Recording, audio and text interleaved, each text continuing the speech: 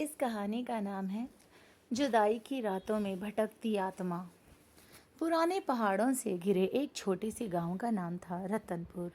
दिन में यह गांव साधारण लगता था, लेकिन रात होते ही यहाँ की हवा में एक अजीब सी बेचैनी घुल जाती थी।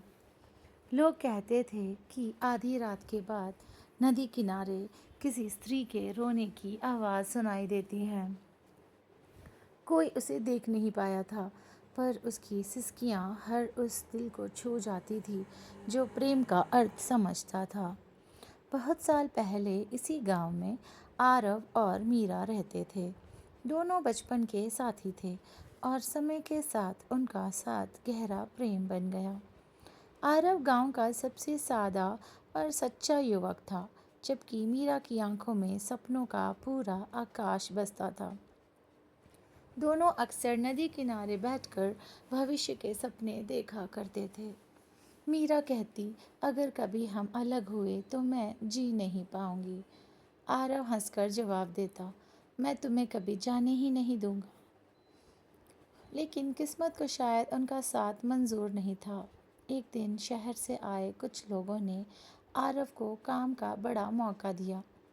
उसे कुछ महीनों के लिए दूर जाना पड़ा।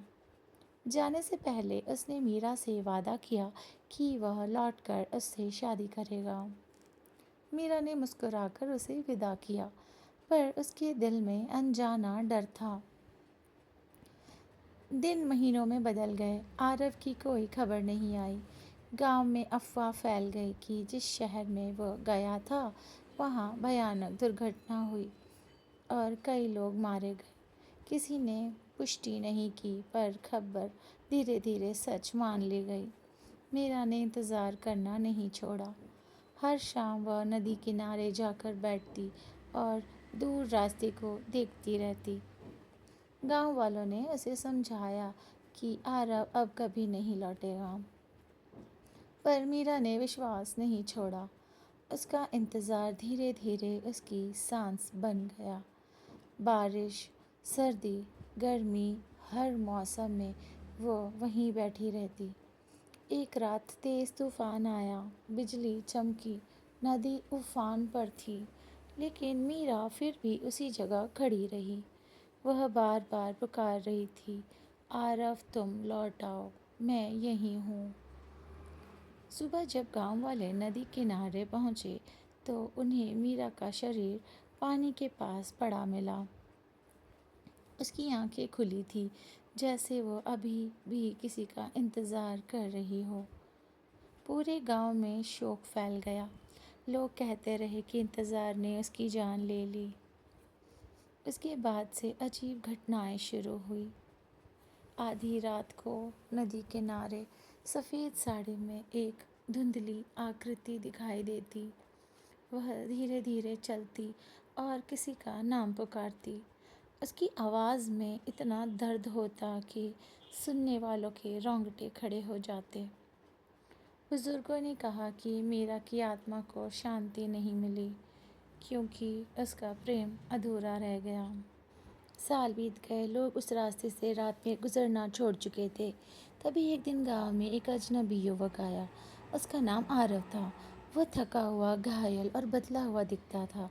उसने बताया कि दुर्घटना में वह गंभीर रूप से घायल हो गया था और कई साल अस्पताल में रहा। याददाश्त खो जाने के कारण वह घर लौट नहीं पाया। धीरे धीरे यादें वापस आईं तो वह सीधे गांव चला आया। जब उसे मीरा की मृत्यु की खबर मिली, उसकी दुनिया टूट गई। वह घंटों नदी किनारे बैठा रहा, हवा में जैसे मीरा की खुशबू घुली थी। रात गहराने लगी और अचानक उसे धीमी सिसकी सुनाई दी। उसने पीछे मुड़कर देखा। चांदनी में सफ़ेद साड़ी पहने एक आकृति खड़ी थी। उसका चेहरा धुंधला था, लेकिन आंखें वही थीं जिन्हें वो कभी भूल नहीं सकता था। मीरा, उसके होठ कांप उठे। आकृति धीरे धीरे उसकी ओर बढ़ी। हवा ठंडी हो गई। नदी का पानी शांत हो गया, जैसे समय थम गया हो। मीरा की आत्मा उसके सामने आकर रुक गई। उसकी आवाज़ में गूंजती हुई बोली, तुम आए, मैं इंतज़ार करती रही। आरव की आंखों से आंसू बहने लगे। उसने हाथ बढ़ाया, पर उसका हाथ खाली हवा से गुजर गया। मीरा मुस्कुराई, लेकिन उस मुस्कान में गहरा दर्द था। मैंने सोचा था तुम लौटोगे। मैंने हर रात तुम्हें पुकारा। आरव टूट कर रो पड़ा। मैं लौटना चाहता था मीरा, किस्मत ने मुझे रोक लिया। मुझे माफ़ कर दो। मीरा की आत्मा की आंखों में चमक आई, जैसे बरसों का दर्द बाहर आना चाहता हो। जुदाई ने मुझे बांध लिया है आरव। मेरा दिल अभी भी तुम्हारे साथ धड़कता है, लेकिन मैं इस दुनिया की नहीं रही। उस रात दोनों लंबे समय तक एक नदी किनारे खड़े रहे। आरव उससे बातें करता रहा और मीरा की आत्मा उसकी हर बात सुनती रही। वह कभी पास आती, कभी दूर चली जाती, जैसे कोई अदृश्य दीवार उन्हें अलग कर रही हो। गांव में लोगों ने देखा कि उस रात नदी के ऊपर हल्की रोशनी फैल गई थी। किसी ने कहा कि प्रेम और मृत्यु के बीच की दूरी कम हो रही है। अगली रात आरव फिर वहीं आया।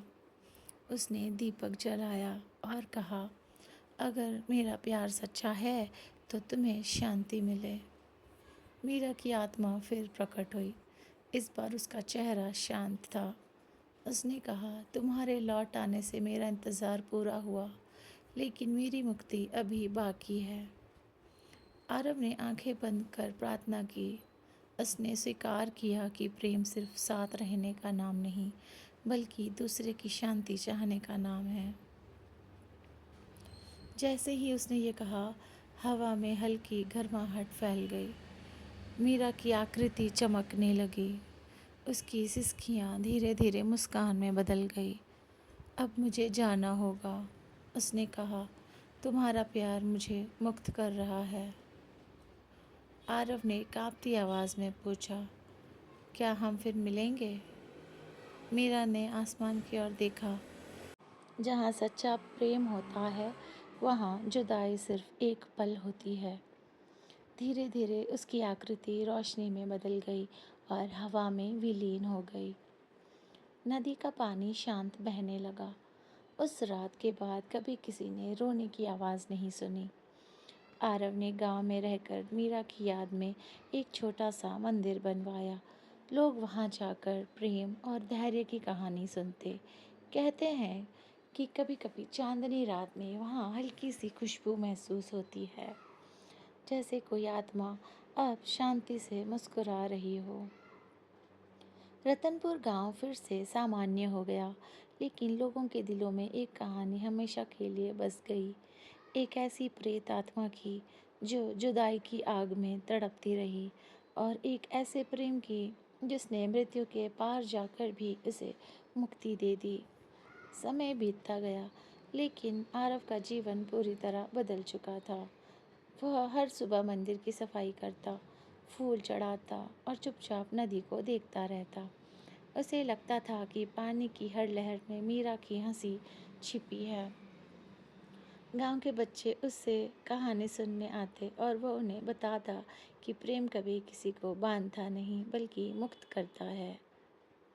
धीरे धीरे लोगों ने महसूस किया कि उस स्थान की हवा अब भारी नहीं, वहाँ शांति थी, जैसे किसी अधूरी प्रार्थना को आखिरकार उत्तर मिल गया हो। एक बुजुर्ग महिला ने एक दिन आरव से कहा, बेटा, तुम्हारे प्रेम ने उस आत्मा को रास्ता दिखा दिया। आरव बस मुस्कुरा दिया, क्योंकि वह जानता था कि मीरा कहीं दूर नहीं, बल्कि उसकी यादों में जीवित है। रात को जब वो आसमान की ओर देखता, तो उसे लगता जैसे कोई तारा बाकी तारों से ज़्यादा चमक रहा हो। कभी कभी हल्की हवा उसके पास से गुजरती और उसे वही पुरानी खुशबू महसूस होती। वह आंखें बंद कर लेता और मन ही मन कहता, मैंने तुम्हें खोया नहीं, बस तुम्हें मुक्त किया है। उस क्षण उसके दिल में दर्द नहीं, बल्कि गहरी शांति भर जाती। रतनपुर की कहानी पीढ़ियों तक सुनाई जाने लगी, ताकि लोग समझ सके कि सच्चा प्रेम शरीर से नहीं, आत्मा से जुड़ा होता है, और जुदाई भी अंत नहीं, बल्कि एक नई शुरुआत हो सकती है। और यही प्रेम हमेशा समय से परे जीवित रहता है। आशा है आपको ये कहानी पसंद आई होगी। आपको कहानी पसंद आई तो लाइक करें, सब्सक्राइब करें मेरे चैनल को और शेयर करें। Thank you so much.